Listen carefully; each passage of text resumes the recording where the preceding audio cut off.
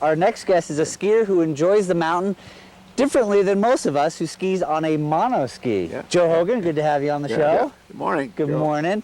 You have an interesting story about not a lifelong skier. Yeah. How did you and your wife learn to love skiing at Sugarbush? Well, I actually moved to Vermont a few years ago to be employed with Bombardier. Nice. Yeah, and my wife had been a skier and gave the sport up when she married me. Yep. And actually, she lived here in Warren and skied Mount Ellen all her younger days.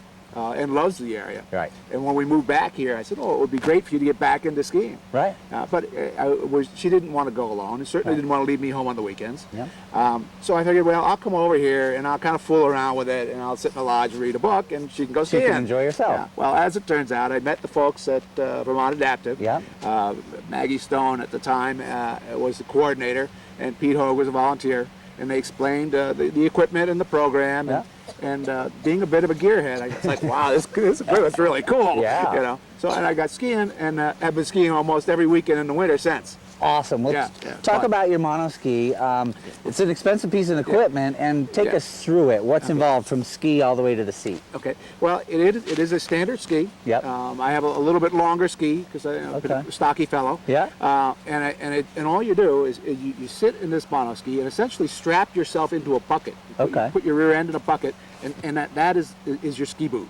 Okay. So it has to be very snug. So that translates the movements down into the ski. Yes. Oh, cool. Just like your boots, my hips will do all that. So I angulate the ski from my waist. Wow. How does the is there a nice absorption? There is a spring shock combination. Yep. That actually in my ski is adjustable. I can make it very firm for racing or a more leisurely ride for just cruising on up on the hill.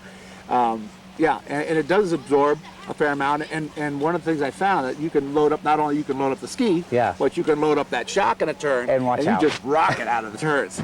And so as you begin to carve, you said you can load that thing, and that'll shoot you out. It's important to stay forward. Yeah. Talk about technique, leaning side to side and forward and back. Yeah, I actually spent a lot of time thinking that through. Right. And I'm finding that when I initiate a turn, you kind of just open what they call open the door. You take the outrigger. You have the outrigger one on either hand. Yep. And just open the door. I open the door a little bit, and lean back. It releases the front of the ski. Oh, I see. It flattens it a little bit, and then that seek the floor line. It'll seek the floor line, and then you just kind of reach forward. That gets your weight forward. But as you do, you make your counter rotate, which is counter the same rotate, as, and you'll come right up on edge, and it'll just carve right into the hill. And then you just repeat that process the same way going the other hand. So the first time you got it to your first experience of a carve, is that a week or is that a year? Well,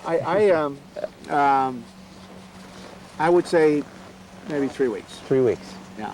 Cool. But I did get a video to pay attention to all the techniques. Yeah. This perfect turns by Chris Waddell out in Colorado. I know Chris very well. Yeah. Well, you sounds like you're a gearhead. You're really into this sport. Oh, yeah, I enjoy it. All right. Well, talk about Vermont Adapted, which is based right here at Mount Ellen. Right. What has it done for you, and what is the program about? Yeah. Vermont Adaptive is really enabling folks that may have challenges of any sort, by whether it be visual, mental, or physical. And they are an enabler. They enable you to go out and enjoy the outside, enjoy skiing, to whatever extent you want. If you want to just go up on the hill and just bomb down and be done, they'll allow that. As long as it's safe, everything is geared in safety. Right. But if you really want to learn all the techniques, they have staff or volunteers around that can help you with those techniques. Talk about the staff, because most of them are volunteers, but they go through a lot of training to, number one, make it a safe environment, but to teach the skiing and the riding or whatever. Yeah, we are associated loosely with Professional Ski Association. So we have a training. The PSIA trainers come up, and train our staff and train our volunteers. We have ongoing clinics. I think today we have a clinic. Oh, excellent. For the visually impaired, to make sure that everyone understands how to maintain a safe environment and enable the individual with the disability to fully enjoy the sport. Well, as a skier, not only here, but we can talk specifically about Sugarbush, who living with a disability, how is it getting around a ski area? Well, huge challenge, mostly. I mean, it's a challenge for anybody, but I can imagine. Huge challenge. We've worked with Mount Ellen, Great. The manager here, and this year we have installed Yes. a new door where we can drive up and unload our stuff, take our monoski out, take our, all the equipment you bring up to the mountain, and then we have one of the valet folks take the car down and park it in the handicap spots. A huge difference. Makes life so much easier. Right. And I'm very, very excited about that. And I have to mention Allen Lumber contributed all the material for that, and again, our volunteers swung the hammers to make it happen. And along with Hardy Merrill, who's new manager here, he's really made some great improvements. And Hardy Merrill has got about the best snow in the area. Oh yeah. He is. Well, we're going to enjoy it later on today. Yeah. Lastly, a couple events coming up for VAS. I know we have the Diana Golden Race, and we're going to have the team on our show, but there's also a couple ones coming up that we'll just quickly mention. Yeah, we've got Kids Camp right over a weekend. That's parents and kids. Nice. And also we have the Carol Group coming. That's visually impaired. Wow. Yeah, very impressive. Well, if you see the group, a blind skier, and they all are marked, I mean, it's amazing.